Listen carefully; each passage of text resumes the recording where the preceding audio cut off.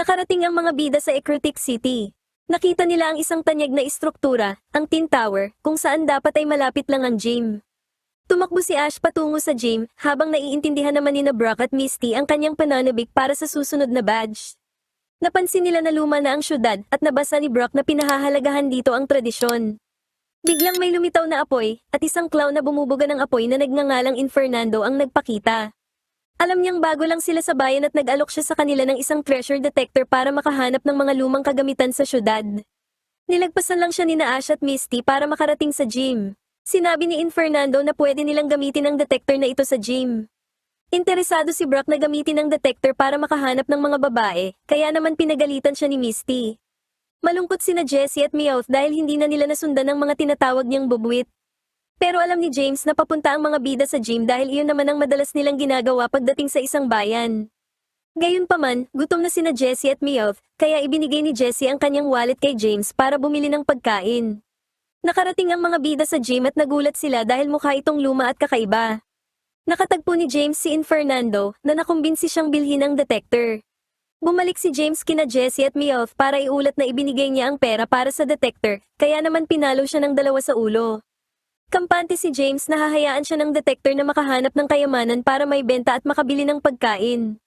Ginamit ni James ang detector at may nahanap siya. Nagbungkal siya at nakahukay ng isang tansan, at nagpasalamat siya sa Ecruteak City at sa detector dahil dito. Sana ay pizza na lang ang nahukay niya gamit ang detector, sabi ni Jessie. Nakarating ang mga bida sa totoong gym, pero nakita nilang isa pala itong lumang sunog na tore.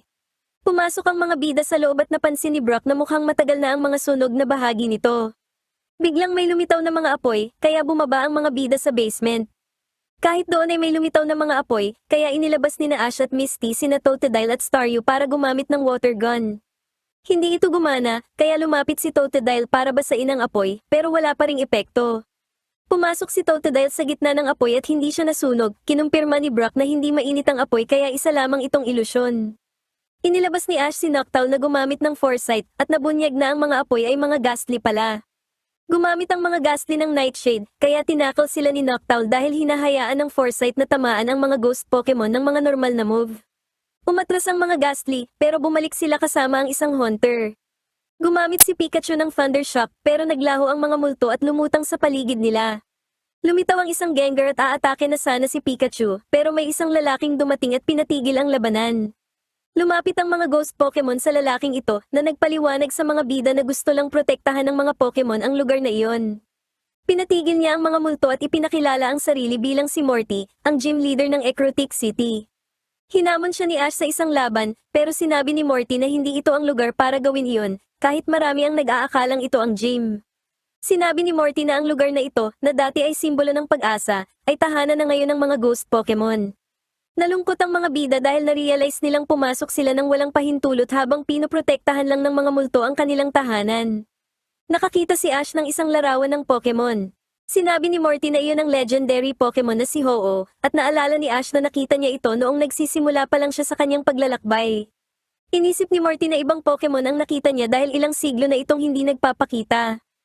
Sinabi ni Morty na ang Tin Tower na nakita nila kanina ay isang kopya lamang dahil ito ang orihinal. Ikinwento ni Morty na binantayan ng kanyang pamilya ang toreng ito sa loob ng maraming henerasyon, ito ang lugar kung saan nagpapakita si Ho-Oh. Gayunpaman, ninais ng mga tao na gamitin ito sa kasamaan kaya nasunog ang tore at lumipad palayo si Ho-Oh.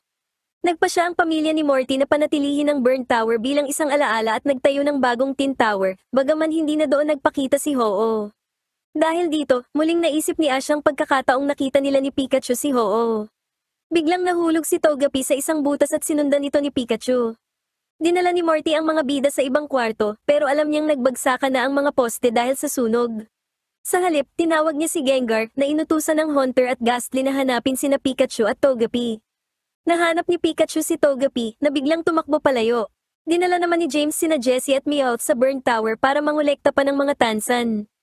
Inisip ni Jessie na dapat nilang ibenta ang mga tansan, pero tumanggi si James dahil pinapasaya siya ng mga ito. Naiinis siya dahil mukhang pera ang kanyang mga kasama, bagaman sinabi ni Meowth na talagang gutom lang sila. Lumitaw si Togepi, kaya natuwa ang Team Rocket na mahuhuli nila ang Pokemon na iyon. Lumitaw din si Pikachu, kaya lalo silang natuwa. Susubukan sana silang kuryentehin ni Pikachu, pero sinabi ng Team Rocket na madadamay din si Togepi. Sumuko si Pikachu, kaya nahuli rin nila ito. Nagulat ang Ghastly kay Morty nang makita nito sina Pikachu at Togepi sa labas. Pinangunahan ni Morty ang mga bida palabas ng tore. Tumakbo palayo ang Team Rocket, pero ginamit ng Gengar ni Morty ang dila nito para patirin sila. Dumating ang mga bida at nakita ang Team Rocket na hawak sina Pikachu at Togepi.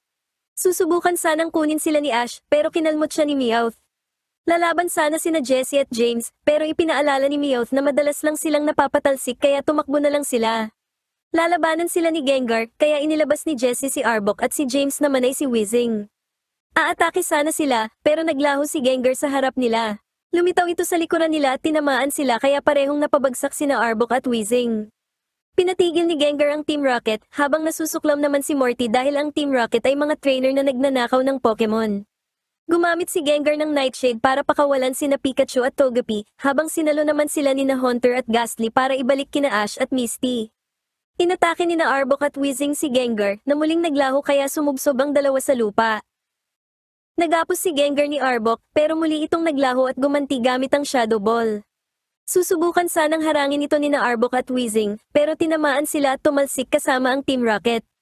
Namangha ang mga bida sa Shadow Ball na iyon pero ipinaalala ni Brock kay Ash na siguradong makakalaban niya si Gengar sa kanilang match. Pinayuhan ni Morty si Ash na gawin ang gym battle kinabukasan. Pumayag si Ash dahil kailangan niyang matulog para makapag-focus sa laban. Pumasok si Morty sa gym, habang ginalaan naman ni Brock at Misty si Ash na tuso at malakas ang mga Pokemon nito. Hindi nag-aalala si Ash dahil makikita niya mismo ang galing nito bukas. Sa center, sinabihan ni Brock si Ash na pwede na siyang magplano ng kanyang strategy dahil alam na niyang Ghost Pokemon ang gamit ni Morty. Dumating si Joy at ibinalitang nasa maayos na kondisyon ang mga Pokemon ni Ash. Sinabi ni Ash na makikipaglaban siya kay Morty pero hindi pa siya nakakalaban ng Ghost Pokemon sa isang gym match. Sinabi ni Joy na mayroon siyang Noctowl bilang secret weapon at kinumpirma ni Brock na siya ay tama dahil ito ang susi para manalo sa laban. Pinagamit ni Morty ng Confuse Ray si Gengar sa mga Ghastly para turuan ang kanyang mga estudyante nang biglang dumating si Ash. Nakita ng mga bida na may naabala sila at ipinaliwanag ni Morty na nagtuturo siya sa kanyang mga estudyante pero maaari itong maghintay. Ipinakilala niya si Ash sa mga estudyante na gustong manood ng kanyang laban. Pinayagan sila ni Ash dahil hindi naman ito nakakaabala sa kanya. Habang naglalakbay ang Team Rocket sa kanilang balon, naka-activate ang treasure detector ni James. Ipinagmamalaki niyang nakakolekta siya ng mga tansan, kahit hindi maintindihan ni Jessie at Meowth kung para saan ito. Nilinaw ni James na mayroon siyang detector para makahanap ng mga tansan para sa kanyang koleksyon. Nag-vibrate ang treasure detector, kaya nakita ng Team Rocket na nasa itaas sila ng mga tore kung nasaan sila kahapon. Inisip ni James na baka may lumang kayamanan doon at naniwala naman si Jessie, kaya bumaba sila para mag-land. Nakita nila ang kanilang kaaway at si Pikachu na nakikipaglaban sa gym leader, kaya umasa silang makakuha ng dalawang kayamanan ng sabay. Matapos sabihin ang mga panuntunan, inilabas ni Morty si Ghastly at si Ash naman ay si Noctowl na ikinagulat ni Brock at Misty dahil maaga itong inilabas. Sumagot si Ash na alam niya ang kanyang ginagawa. Gumamit si Noctowl ng hypnosis pero umiwas si Ghastly at gumalaw ng napakabilis. Gumamit si Noctowl ng foresight kaya nagpakita si Ghastly. Susubukan sana itong itakol ni Noctowl pero sumablay ito at sa halip ay natamaan ng lick ni Ghastly. Pinabalik ito ni Ash dahil nagawa na nito ang kailangan niya. Interesado sina Jessie at Meowth na manood ng laban. Dumating si James at ibinalitang may nahanap siyang kayamanan kaya pumunta sila sa isang bahay para hanapin ito. Inilabas ni Ash si Pikachu para labanan si Ghastly. Gumamit siya ng quick attack dito na sinundan ng isang Thunderbolt. Iniwasan ni Ghastly ang huling atake at tinalo si Pikachu gamit ang Nightshade. Pinagpahinga ni Ash si Pikachu at inilabas si Cyndaquil para lumaban. Naghanap ang Team Rocket sa mga gamit at nakakita ng mga mahahalagang bagay. Inisip ni Meowth na kailangan nilang hulihin si Pikachu pero natigil ang isip niya nang makakita ng isang mamahaling charm. Biglang lumitaw ang mga Ghastly at gumamit ng move sa Team Rocket. Nagsimula si Cyndaquil sa flamethrower, bagaman umiwas si Ghastly at gumamit ng Nightshade. Umiwas si Cyndaquil, kaya susubukan itong dilaan ni Ghastly. Tumakbo si Cyndaquil sa dila nito at tinakal ito, kaya natalo si Ghastly. Pinabalik ito ni Morty at inilabas si Haunter, na umiwas sa flamethrower ni Cyndaquil.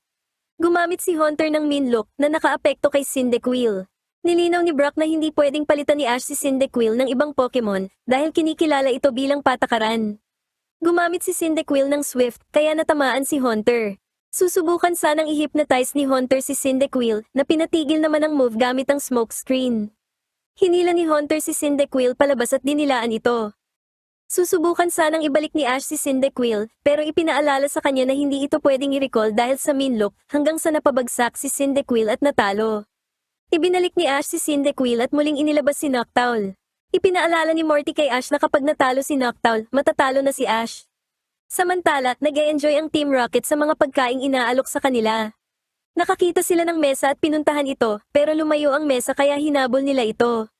Ang totoo, pinagtitripan lang sila ng mga Ghastly gamit ang hypnosis. Gumamit si Noctowl ng foresight para ma-detect si Hunter. Ginamit ni Hunter ang mga kamay nito para atakihin si Noctowl, na umiwas, pati na sa lick attack nito. Gumamit si Noctowl ng hypnosis, habang si Hunter naman ay gumamit ng Confuse Ray. Nagtama ang mga atake, gayunpaman, tumagos ang Confuse Ray ni Hunter kaya nalito si Noctowl. Tatapusin na sana ni Hunter ang laban gamit ang Nightshade, pero tinakal ito ni Noctowl sa malapitan, kaya nawala ang pagkalito nito. Lumiwanag ang mga kilay ni Noctowl at natutunan kung paano gumamit ng confusion, at inutusan siya ni Ash na gamitin ang move na iyon, kaya natalo si Hunter. Inisip ni Morty na nabubuo na ang respeto ni Noctowl para kay Ash, pero kampante siyang hindi iyon sapat para makakuha siya ng badge. Inilabas niya si Gengar bilang kanyang huling pambato. Gumamit si Noctowl ng confusion at si Gengar naman ay gumamit ng Shadow Ball na nagbanggaan at sumabog. Nakita ni Brock na mas malakas si Gengar kaysa kina Hunter at Ghastly. Naglaho si Gengar kaya susubukan sanang gumamit ni Noctowl ng foresight pero pinagamit ni Morty ng Nightshade si Gengar para pigilan ang pag-atake ni Noctowl. Sinabihan ni Brock si Ash na dapat ay nasa paligid lang si Gengar kaya inutusan ni Ash si Noctowl na gamitin ang confusion at ikalat ito sa buong gym. Dahil dito, natamaan si Gengar at nagpakita. Gumamit si Noctowl ng foresight para pigilan itong maging invisible muli. Gagamit sana si Gengar ng Shadow Ball, pero nakansela ito ng tackle ni Noctowl at natalo ito. Nanalo si Ash sa laban, habang kinilala ni Morty na mas naging mahusay silang kalaban. Pagkaraan, ibinigay ni Morty kay Ash ang Fog Badge, kaya masaya si Ash na natanggap niya ito. The Fog Badge! Samantala, takot na lumabas ng gusali ang Team Rocket dahil ang pantasya nila tungkol sa mesa ng pagkain kanina ay nauwi sa bangungot.